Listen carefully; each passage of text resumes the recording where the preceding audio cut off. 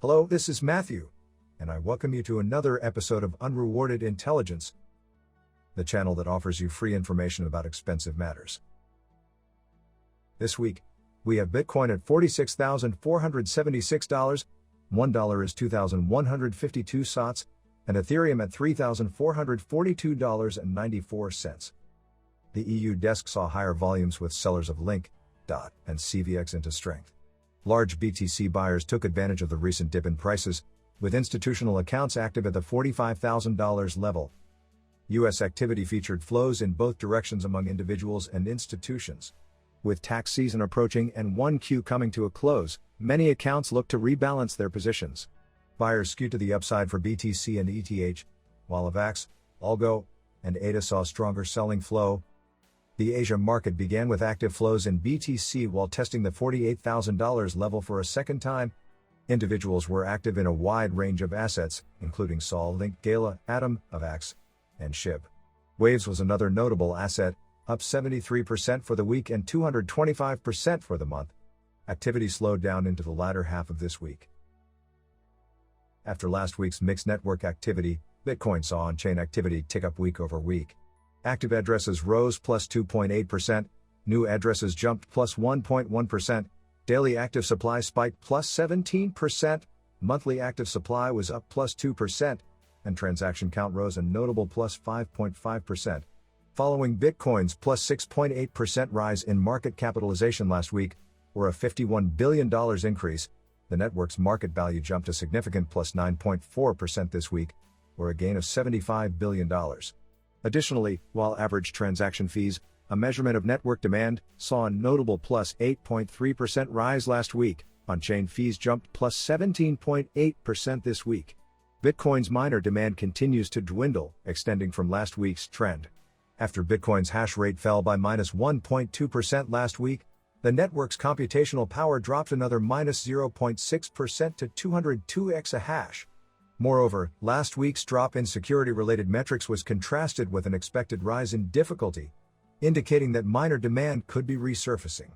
While difficulty adjusted a notable plus 4.1% on March 31st, the network's mining difficulty is estimated to adjust roughly minus 2.6% around April 14th. Miners also appear to be offloading some coins as Bitcoin's price rises. While the amount of BTC in miner wallets ticked up plus 9.15% to $201 billion, this reflects the rising BTC price rather than an accumulation from miners. Additionally, after Bitcoin's miner outflow to revenue ratio spiked plus 20.8%, this week saw another whopping plus 16.4% rise in the on-chain metric. This data further suggests that miner optimism may be fading as they are offloading more coins than they are accumulating. For the fourth consecutive week, consumer wallets with 1 Bitcoin or less have ticked up. On the other hand, larger whale wallets with 100 Bitcoin or more saw a drop in holdings. Now let's start with news of the world. Terraform Labs purchased another 2,943 Bitcoins, worth approximately $139 million. As of now, the Terra wallet holds $1.5 billion worth of Bitcoin. The wallet began purchasing large quantities of Bitcoin on January 21, 2022. The Bitcoin serves to underpin Terra USD, a stablecoin pegged to the US dollar through reserves in collateral assets like Bitcoin. Terra is pacing to surpass even Tesla's current treasury holdings in Bitcoin, which currently exceeds $2 billion.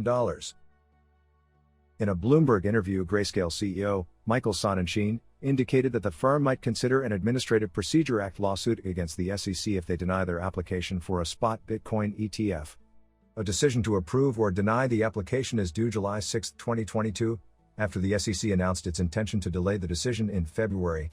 Sonnenschein commented, "The Grayscale team has been putting the full resources of our firm behind converting GBTC, our flagship fund, into an ETF. It's really important that investors know that we have and will continue to advocate for them." The application is open to public comment, and an analysis suggests that 95% of respondents express support for the conversion to an ETF. Grayscale has encouraged investors to submit comments to the registrar. 2 days after news of Grayscale's legal considerations surfaced, the U.S. Securities and Exchange Commission rejected an application for a spot Bitcoin exchange-traded fund (ETF) for Mark 21 shares, citing a lack of investor protections. The application, filed on behalf of the Cboe BZX exchange, aims to change the rules and allow the listing of the ARK21 shares offering. The SEC said the Commission concludes that BZX has not met its burden under the Exchange Act and the Commission's rules of practice to demonstrate that its proposal is consistent with the requirements of Exchange Act Section 6, and in particular, the requirement that the rules of a national securities exchange be designed to prevent fraudulent and manipulative acts and practices and to protect investors and the public interest.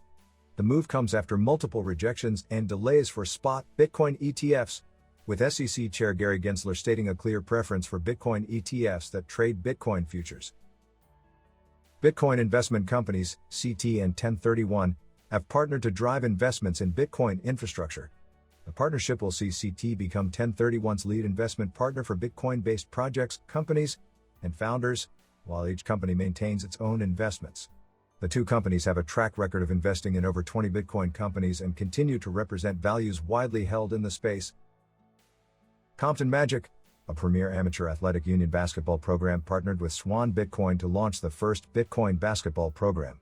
CEO of Compton Magic, Top Udo Emma, said, "The sovereign athlete is the future of basketball, and Bitcoin is the future of money.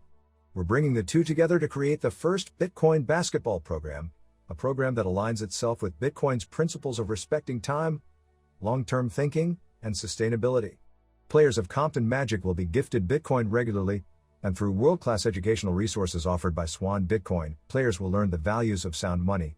Coaching staff will also be awarded Bitcoin through a Bitcoin benefits package that Swan Bitcoin provides." Greenidge Generation Holdings secured $100 million in financing to grow its mining footprint in the U.S. The company plans to triple its hash rate to 4.7 exahash this year, investing most of its resources to expand outside of its original New York location. The company is currently waiting on the Department of Environmental Conservation to renew its permit for its mining facility in upstate New York. Iris Energy, an Australian Bitcoin mining company, raised $71 million to finance the purchase of new equipment.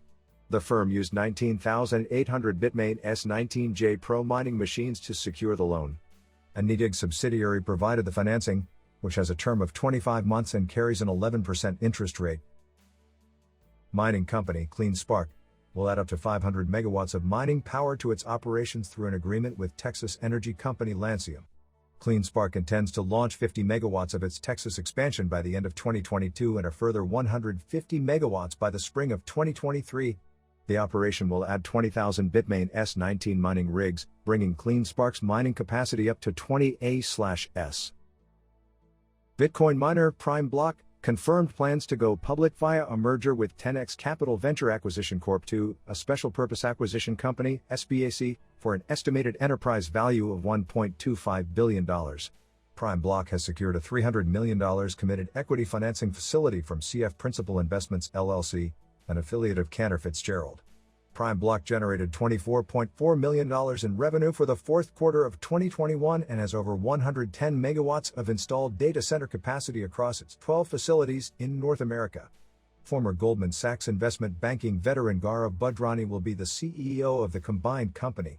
The miner said it currently sources 60% of its power from non-carbon emitting sources and plans to offset the remainder. The merger is expected to be closed in the second half of 2022, and the merged company will trade on the Nasdaq. The 19 millionth Bitcoin will be mined today, where nearly 90.5% of the total end-state circulating supply of 21 million Bitcoin. Congressional Democrats invited Jack Dorsey to speak on Bitcoin on March 31st.